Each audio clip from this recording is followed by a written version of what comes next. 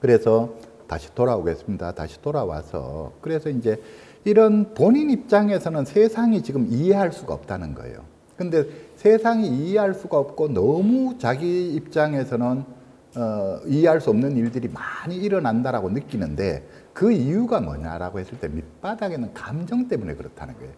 자, 우리 흔히 조현병 당사자들의 경우에는 제가 그 이야기 했잖아요. 안전의 욕구가 매우 강한 사람들입니다.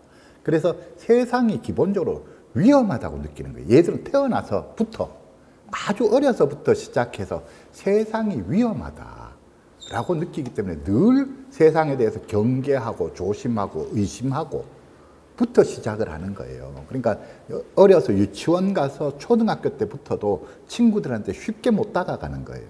낯선 장소에 가면 쉽게 탐색 활동을 못 하는 거예요.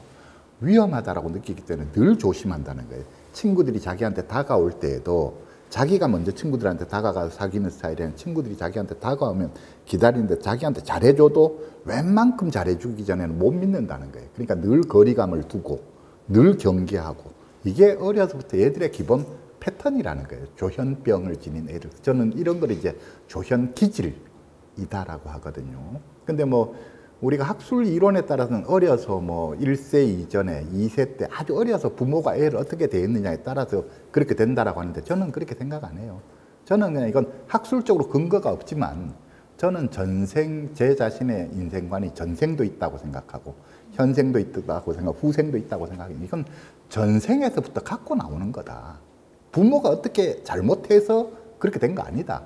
부모가 아무리 어려서부터 애하고 접촉을 많이 하고 뭐 해도 얘들은 태어날 때부터 시작해서 벌써 세상에 대한 두려움 이거를 가지고 태어나기 때문에 세상은 기본적으로 안전하지 못하다라고 느끼기 때문에 이미 부모와의 상호작용도 그러한 거를 바탕으로 시작이 되는 거고 친구들과의 상호작용도 그러한 거를 바탕으로 시작이 된다는 거예요. 그래서 늘 이 안전하냐 안전하지 못하냐 하는 요게 이제 이슈이기 때문에 이 두려움이 그런데 이제 자라오는 어느 순간에 환경하고의 관계 속에서 자기가 좀 더 안심하고 지낼 수 있는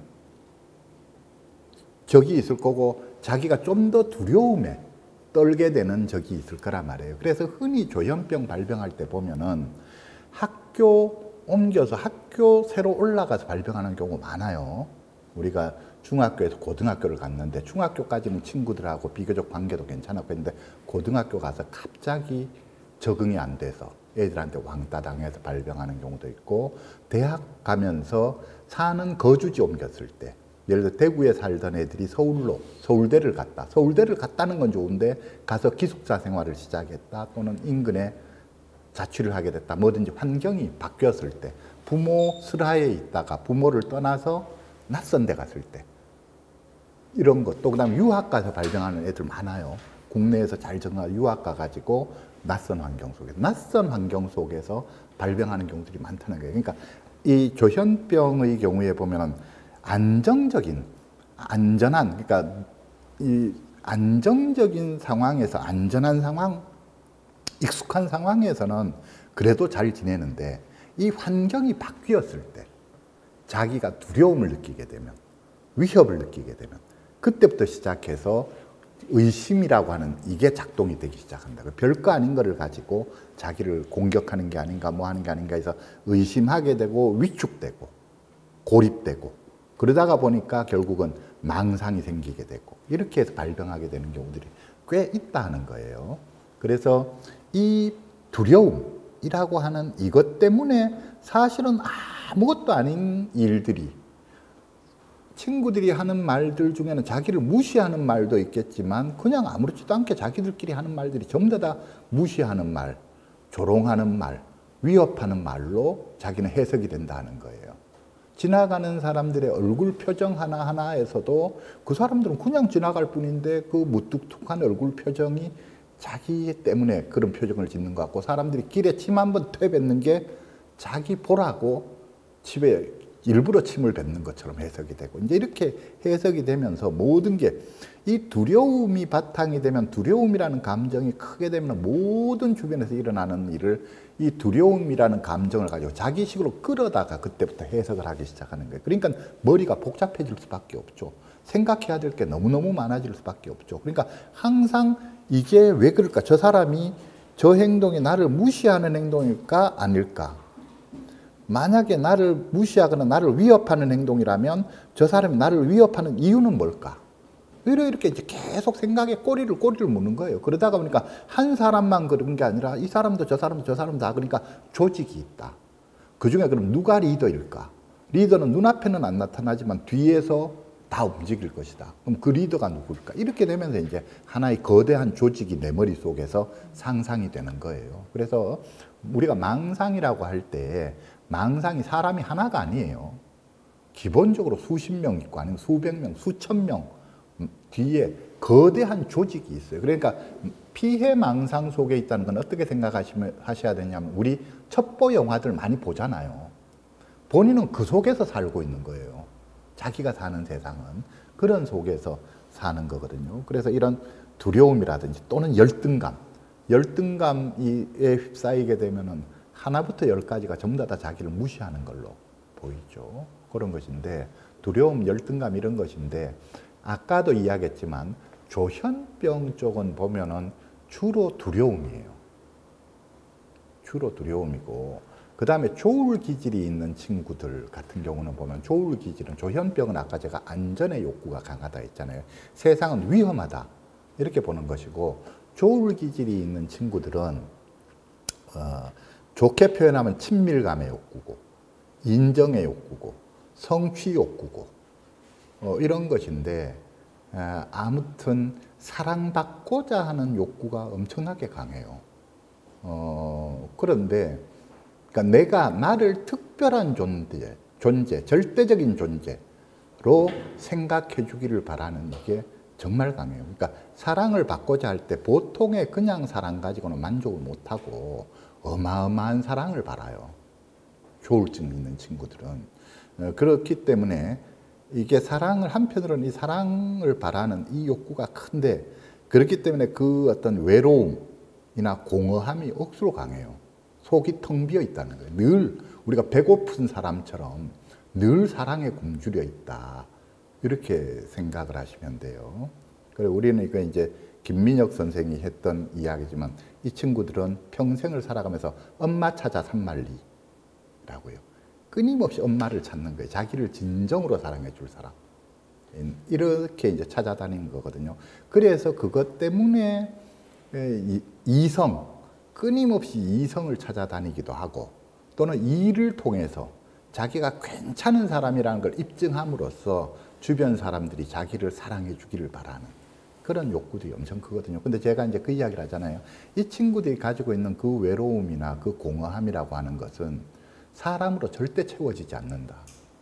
일로 절대 채워지지 않는다. 돈으로 채워지지 않는다는 거예요.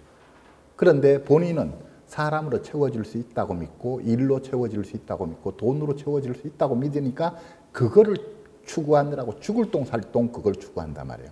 근데 그게 아니라 그렇게 되지 않습니다. 그러니까 제가 이제 하는 이야기는 결국은 영성 이외에는 딴 방법 없습니다. 하는 거죠. 뭐 독실한 기독교인이 되든 아니면 뭐 불교인이 되든 아니면 교회나 절에 안 가더라도 자기 나름대로 영성이라고 하는 게 그러니까 인간이라고 하는 작은 존재보다 더 큰 어떤 대자연이든 뭐든 있다라고 하는 그 속에서 내가 안정감을 찾아야 되지 안 그러고는 안정감이 찾아지지 않습니다 하는 것이죠. 근데 아무튼 이렇게 되다가 보니까 조울증인 사람들은 여기에 제가 두려움과 열등감을 써놨잖아요. 조현병에서 생기는 상당수의 망상은 이 두려움과 관련되어 있는 것 같고요. 제가 볼 때 조울증과 관련된 상당수의 망상이 이 열등감하고 관계가 되어 있는 것 같아요. 그러니까 다른 사람이 나를 무시한다. 나를 가치 없는 인간으로 취급한다. 내가 가치 없는 인간이 가치 있는 인간이라는 걸 내가 입증해 주겠다. 라고 하는 이것과 관련되어서 망상이 생기는 경우들이 꽤 있는 것 같아요. 뭐 절대적인 건 아닌데 아무튼 두려움, 열등감 이런 이 핵심 감정이 있으면 이 감정을 중심으로 세상이 다 그때부터 왜곡이 되는 거예요. 그래서 아무것도 아닌 자극 하나하나가 다 그거하고 결부되어서 해석이 되니까 머리가 억수로 복잡해질 수밖에 없죠. 이거를 또 머리가 억수로 복잡해지는데 이거를 굳이 정리정돈해서 자기 나름대로 결론에 이르려고 하니까 자기 딴에는 현명하게 잘 판단했다고 생각하는 게 엉뚱한 결론을 내려놓은 거죠. 그리고 그 결론을 그때부터는 꽉 붙들고 이 결론을 중심으로 또다시 모든 생각들을 조직화하거든요. 그러니까 이제 엉뚱하게 되는 거죠. 이렇게 된다는 것이죠. 근데 그래서 이렇게 이 망상의 밑바닥에는 반드시 불편한 감정들이 있는데 이 불편한 감정의 밑바닥에는 인간관계에서의 욕구 좌절이 있다는 거예요. 이 불편한 감정은 전부 다 인간관계하고 관련된 거지 인간관계하고 관련 없는 건 없다는 거예요. 그러니까 이제 그래서도 그러잖아요. 우리가 조현병이다, 조울증이다 이런 병들을 특히나 조현병 같은 경우에 우리가 사고장애다 라고 이야기하면 당사자들 입장에서 제일 힘들어하는 것은 사고장애의 문제, 망상, 환청 이런 거 아니에요. 당사자들은 대인관계를 제일 힘들어해요. 한결같이 대인관계 상황이 힘든 거예요. 이 사람들을 어떻게 대해야 될지 모르겠다라고 하는 것이죠. 조울증에서는 사람들이, 그러니까 조현병에서는 사람들이 두려움의 대상이고 두려워서 자기 혼자 웅크리고 있는 거예요. 조현병은. 조울증은 사람들이 욕구 충족의 수단이에요. 사람들을 통해서. 그래서 조현병은 사람들로부터 너무 물러서는 게 문제고 조울증은 사람들한테 너무 확 다가가는 게 문제예요. 사람이 자기한테 조금만 잘하면 너무 쉽게 믿어버리고 너무 확 다가가는 이런 게 문제거든요. 어찌됐건 한결같이 결국은 인간관계가 문제다라고 하는 거예요. 겉으로 보이는, 그래서 제가 아까 수박의 겉과 속이라 했지만 겉으로 보기에는 사고장애가 문제인 것 같고 망상이 문제인 것 같고 환청이 문제인 것 같지만 실제 속을 들여다보면 그게 아니라 자신의 이 불편한 감정이 문제고 그 밑바닥에 결국은 대인관계가 문제라는 거예요. 그러니까 저는 병을 이렇게 보는 거예요. 얘들이 어느 순간인가 바깥에서 자기가 있는 생활 장면에서 뭐냐면 학교면 학교에서 적응이 안 된다는 거예요. 학교의 뭐에서 학교의 애들하고의 관계에 적응이 안 된다는 거예요. 중학교든 고등학교든 대학교든 유학을 가서든 애들하고의 관계에서 적응이 안 될 때 집으로 도망오는 거예요. 조울증 같은 경우에는 사람들하고의 인간관계에서 욕구 충족이 안 되니까 너무 일을 무리한다거나 뭔가를 너무 벌려버려서 문제가 생기는 거예요.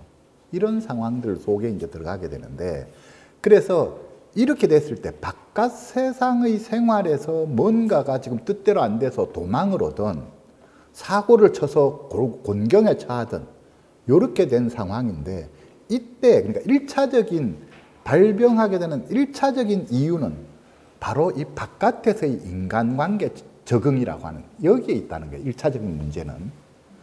2차적으로 생기는 문제가 뭐냐면 집에 부모님이 그래서 이렇게 도망온 놈을 이렇게 사고 쳐서 지금 쩔쩔매고 있는 놈을 부모가 잘 빨리 알아차리고 잘 안아주고 잘 도닥거려서 해주면 그때부터 다시 밖으로 나갈 수 있는 힘이 생기고 등등 할 텐데 이때 부모가 못 알아차린 경우가 많다는 거예요. 못 알아차려서 부모가 방치하든지 아니면 경우에 따라 부모가 쥐어박든지 너는 왜 그래서 다시 사회로 내보내려고 학교 안 다니려고 하는 놈을 억지로 학교 다니라고 한다든지 등등 이렇게 돼서 방치하든지 쥐어박든지 하게 되면 부모가 그러니까 방패막이 돼줘야 되는데 보호막이 돼줘야 되고 충격을 완화시켜주는 우리 자동차로 따지면 범퍼 역할을 해줘야 되는데 부모가 범퍼 역할을 못 해줬다는 거죠. 그렇게 되면 애가 본격적으로 탈이 난다는 거예요. 이렇게. 이치가 그렇습니다. 그러니까 부모가 절대적으로 1차적인 문제 원인의 제공자가 아니에요. 1차적인 문제는 바깥 세상에서 벌어진 거예요. 자기와 바깥 세상에서의 자기, 그러니까 제가 그랬잖아요. 태어나면서 타고나는 겁니다. 타고난 자신의 기질 특성과 환경과가 안 맞아서 문제가 생긴 거예요. 그거에 그런데 부모가 완충장치, 자동차의 범퍼와 같이 충격 완화를 시켜주는 역할을 해줄 수 있었으면 좋았을 텐데 부모가 그 역할을 몰라서 못 해주거나 또는 엉뚱하게 잘못 생각해서 무조건 사회생활을 해야 된다고 밀어붙임으로써 잘못 대해주거나 하게 되면은 이제 그때 본격적으로 이제 병이 발병을 하는 거죠. 병이 발병했으면 어떻게 해야 되느냐? 제 하느니가 부모가 먼저 완충장치가 되어주는 이걸 먼저 해야지 되죠. 그러니까 부모의 품 안에서 일단 시간을 가지고 일정한 유예 기간이 필요해요. 바로 못 나가요. 부모의 품 안에서 그새 바깥에서 말하자면 예를 들어서 권투 같은 데 따면 링에서 나가서 집단은 실컷 두드려 맞고 들어온 거예요. 세상살이에서 실컷 두드려 맞고 들어왔으면 녹초가 돼 있는데 이걸 회복할 시간이 필요하거든요. 상처를, 심리적 상처를 치유할 시간이 필요해요. 그래서 유예 기간이 있어야 돼요. 2년이든 3년이든 몇 년이 될지 모르지만 이 기간을 부모가 잘 품어서 편안하게 자기가 죄책감, 열등감, 불안감 이런 걸 느끼지 않고 편안하게 몇 년의 시간을 그냥 잘 쉴 수 있게끔 한편으로 이렇게 유예 기간을 둬야 되고 또 단순히 잘 쉰다라고 하는 것만으로 상처가 회복되는 게 아니죠. 그 쉬면서 자기 안에 쌓인 걸 다 밖으로 끄집어낼 수 있어야 되죠. 이 받았던 상처들, 상처받은 마음을 다 표현할 수 있어야지 된다고요. 그리고 이렇게 해줘야 되고 그 다음에 부모하고의 관계가 개선이 되고 더 좋아짐으로써 이제 세상이 말하면 두려워진 거예요. 원래부터 세상을 두려워하던 놈이 세게 당한 거예요.